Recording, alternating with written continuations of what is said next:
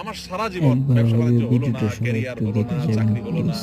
আমি একটা কথা সবসময় বলি, প্রবাসীদেরকে প্রবাসীদের নিয়ে কথা বাস্তব শেষ করি। ঘটনা তুলে ধরলেন। প্রবাসীদেরকে একটা কথা কমন শুনতে হয়, সেটা হলো তোর পরে বিদেশ যায় এত হচ্ছে বেশি জমি জমা কিনছে কেমনে, তুই কি করলি? হ্যাঁ, একই কথা মায়ের, একই কথা বাপের, বন্ধু বান্ধবের, বউয়ের, সবাই একই কথা। তোর লগে একসাথে গেছে, যে 20,000 টাকা পরিশোধ করছে, দেনা দায় পরিশোধ করছে, এলাকার জমি জমা সব কিনা ভরা ফেলতেছে, বাজারে দোকান নিছে, শুনছি ঢাকাও ফ্ল্যাট বুকিং দিছে। আর তুই কি করছ? তোর সাথে একসাথে গেছে, প্রতি বছর একবার করে আসে, তুই 3 বছর আসতে পারছ না, তোর টাকা হয় না, কি করলি? এই কথাগুলো খুব বেশি শোনা লাগে না আপনাদের?